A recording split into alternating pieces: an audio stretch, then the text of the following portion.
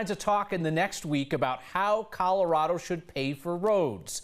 That's being debated in the legislature. What we cannot seem to buy is any way to see those roads properly in the rain, like tonight and tomorrow. You would think some smart person somewhere would have invented a road striping system that you can see properly in the rain. Our Marshall Zellinger was going to be out on the road showing us, but you know, thunderbolts and lightning, very, very frightening for our live truck. So he's stuck inside. Galileo, Kyle. Yeah. Galileo. Staying inside saved me from glasses covered in water, which would have made it that much more difficult to actually see the lane lines like here on I-25 in Hampden, where rain, paint, and concrete don't quite mix. And if you take this all the way south to C-470, you might see multiple lines with or without the rain. The lane lines are there, it's just that they hide a little bit in the rain. On I-25 between Castle Rock and downtown Denver, the rain appears to take some of the shine off the reflection. We are using reflective paint. That is a common misconception, and the reason why it might not seem as reflective during rainstorms is because it is starting to get into that inlet paving for the lane markers. Because of snowplows, the lane lines on Colorado highways are dug into the roadway, so when it rains hard, the water tends to pool on top. But on C-470, heavy rain is causing a different problem. And there was a downpour a couple of weeks ago. I did notice that can be a little difficult to tell between the existing pavement markings and the new pavement markings. The makeover of C-470, seen here in sunnier times last month, is adding toll lanes, essentially to ease congestion. The construction has caused the lanes to shift multiple times, meaning the lines have been drawn, erased, and redrawn. Kind of. We are making sure that we're using taxpayer money efficiently, and since we are going to be shifting traffic over onto new pavement towards the end of the month, there's no reason to do permanent inlay markings that we normally would, just because it's not going to exist in a couple of months. If everybody follows the same wrong line, you'll be safe. CDOT told me driver safety is always #1, and they believe that at C-470 it's safe and cost efficient because, Kyle, they know we'd be doing a story on why they're spending money redoing the lines on pavement that they're just going to chew up in a few weeks anyways. Okay, here's the deal. There's a lot of people from Colorado who moved here from someplace else. If the place where you're from has figured out how to make lines visible in the rain, email us, next@9news.com. Marshall will get all over it. Thank you, Marshall. Democrats at the state capitol are pulling the rug out from under a compromise deal to build better roads and bridges. The state Senate, so Democrats and Republicans, unanimously passed a compromise on this #1 issue of the session. They did it a month ago. But now House Democrats are saying, you know what, we don't want to take out loans because they could cut into school funding if the economy slows. So the House has a new plan. Stay tuned. Teachers in Pueblo have the go-ahead to go on strike. The state labor department announced today it will not intervene. They could have delayed a strike action until the next school year. The state did note that a strike right at the end of the year will be disruptive for students, especially graduating seniors. But the state said, you know what? That's on the district and the teachers unions that can't reach a deal. Despite the statewide teacher strikes that we've seen in other states, no other teachers union in Colorado has strike plans. City of Denver still has not figured out why the bulk of its affordable housing program collapse happened in Green Valley Ranch. It's home to 41% of the houses in the affordable housing program, but it's got 71% of the problems. As homeowners there face a showdown with the city and possible forced sales, our Brandon Ritteman looks deeper into how rotten this got.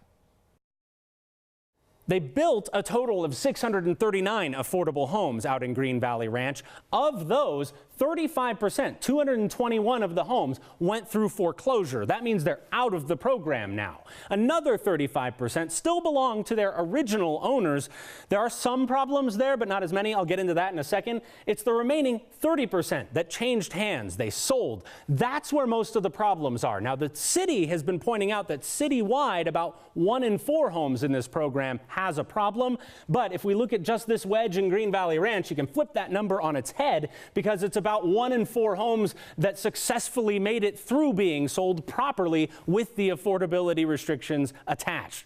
We asked the city about this low success rate. That number is an alarming statistic, but I hope as we work with the home buyers, either some are income qualified or we are able to find other remedies. Are you confident that you would do better going forward.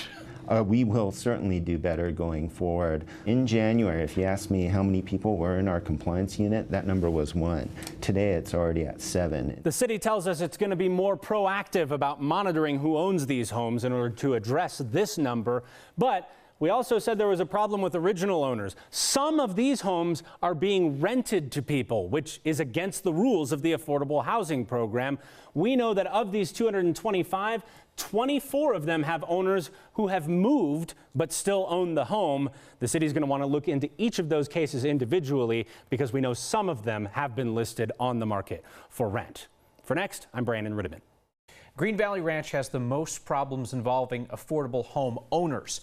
Most of the rental problems, they're in another part of town, and we explore that and some possible reasons why in this article on 9news.com.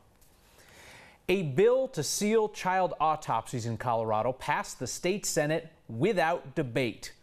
Please allow me to tell you why this needs to be debated. It is fair to ask, what kind of sicko wants to read a kid's autopsy? I will tell you who did. The journalists who worked on our joint investigation with the Denver Post into the deaths of 72 children in the social services system. Our Failed to Death series told the stories of kids who had no one else in the world to look out for them. It led to important changes in Colorado's child fatality review system. Sealing all the state's child autopsies could make it difficult to tell if Colorado is properly protecting kids, if prosecutors and coroners are doing their jobs correctly, if the opioid epidemic is worse than described, and what really happens when a young person is killed by police.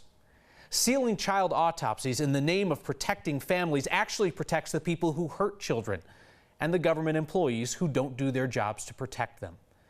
Colorado allows coroners to make the case to seal autopsies when necessary. They did that after Columbine. Some of my colleagues on our investigative team are going to testify against this bill this week. I have invited its sponsor on here to make the case for it to you. But what cannot happen is for this window into the child welfare system to suddenly go dark without debate. The Democratic candidates for governor are trying to cut through in their primary with some eye-catching ads. We showed you Donna Lynn getting tatted up on camera yesterday. Today, Mike Johnston is out with an ad in Spanish where he suggests that people who are living in this country illegally are Americans. Pero si ahora vives en Colorado, si estás formando tu vida aquí mismo, eres un americano y esta es tu casa. Now, before you dismiss that as mere rhetoric, Johnston is putting his policy where his prose is. He's proposing expanding social services benefits to mothers and children who are in this country illegally.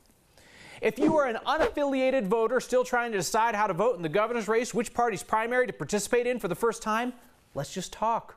We're bringing back our popular series that connects Coloradans for honest, civil conversations about the issues.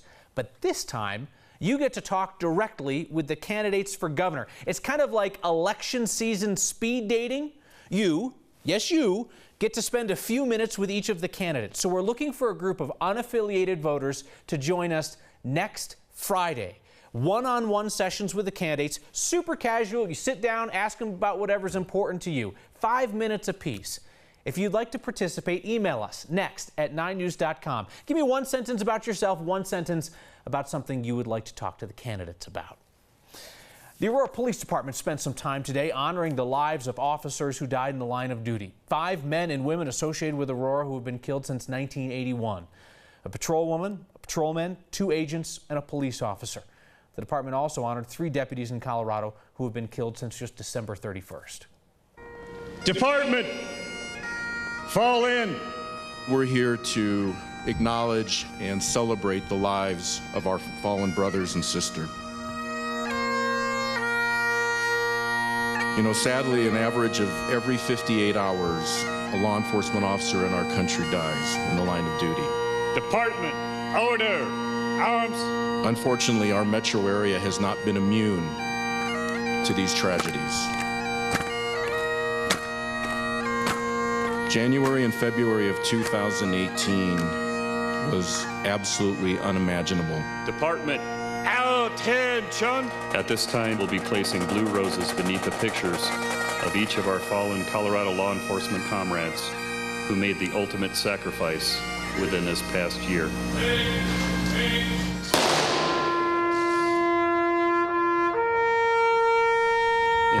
of Douglas County Deputy Sheriff Zachary Parrish III.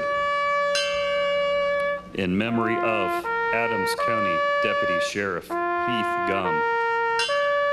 In memory of El Paso County Deputy Sheriff Micah Lee Flick. We honor our fallen. We honor their sacrifices.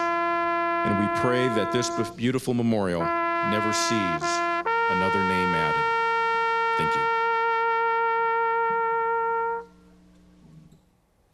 The state of Colorado is expected to lose 2/3 of its World War II veterans between 2015 and 2020. Vets like Harry Sherrard from Golden. Most like Harry are not familiar names, which makes their passing no less noteworthy. We were fortunate to have met Harry before he died last week at the age of 93. Harry Sherrard's official obituary makes no mention of how he made a living, only how he made a life. From humble roots in Iowa to the 101st Airborne in Europe, an explosives man on D-Day. A lifetime later, he still choked up at the thought of what he'd seen.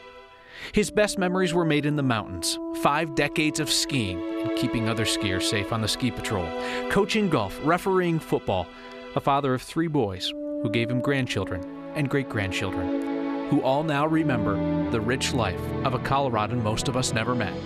Harry Sherrard was 93.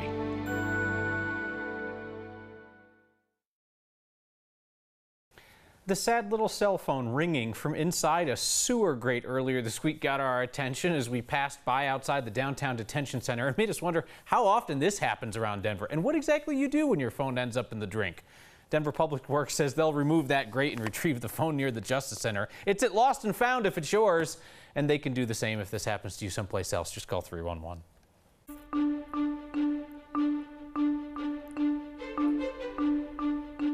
More heavy rain coming in tonight. Finally, some normal weather for a change. May's our wettest month on average, and what we're seeing outside, while it seems a little crazy, is exactly what should be happening. We have a large area of low pressure spinning in the southwest. It's spinning, just kind of spinning and sending little waves our way. Isolated storms, but it's so cold today that we haven't had severe weather like we had yesterday. Our high only 52.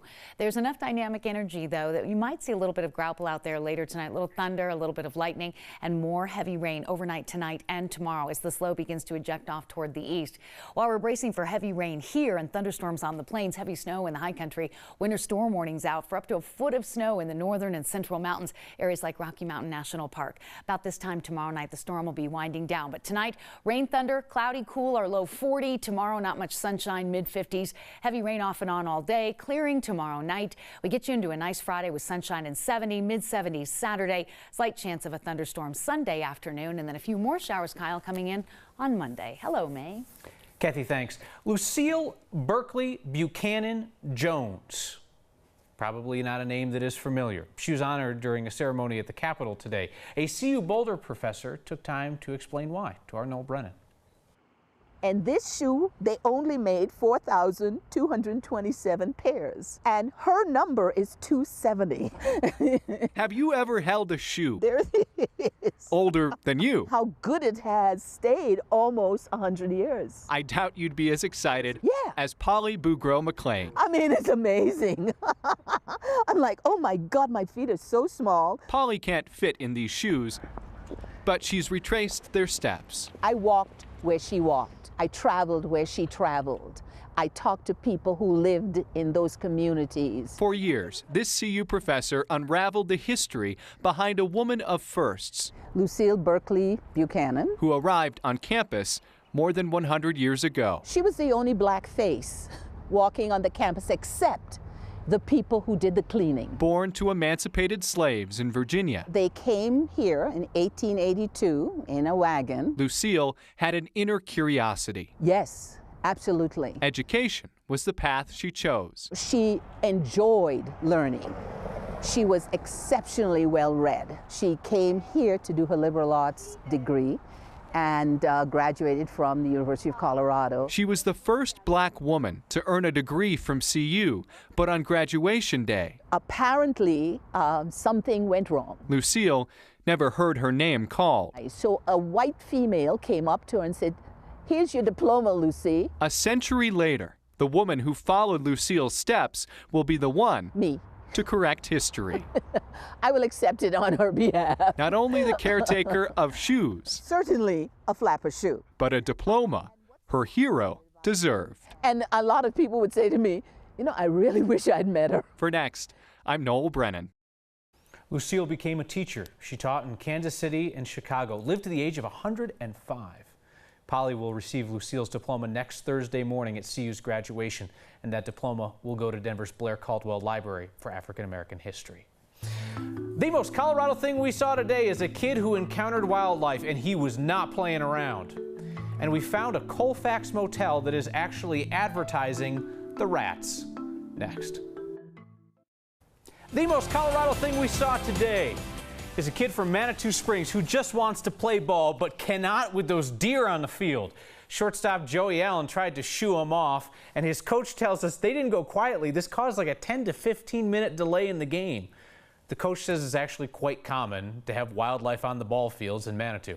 Shout out to the photographer who got an incredible shot here. Daniel Mormon, nice work. Our next question comes from a viewer named Ellie. Over the past few months, mail in our Arvada subdivision has arrived in a compact car rather than a traditional postal vehicle. Occasionally they have a postal logo, but more often they don't. Is this something new? So, Ellie, where I grew up in the country, I mean, mail carriers always use their personal vehicles. But I guess in the city and the suburbs, you often see the official white mail vehicles.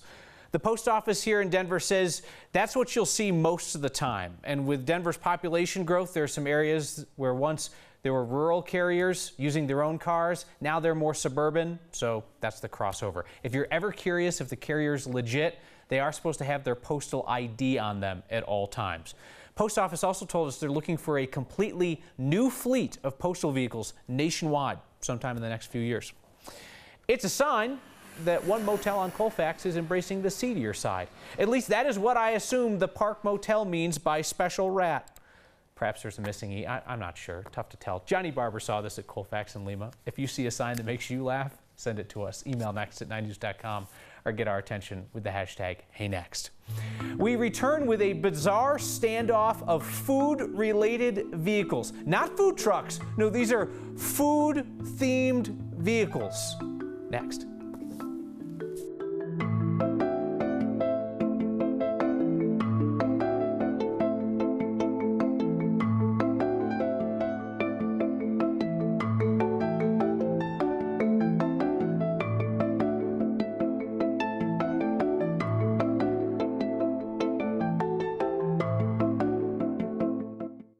I don't even know what this is. It just makes me smile. Anthony Tracy sent us this photo.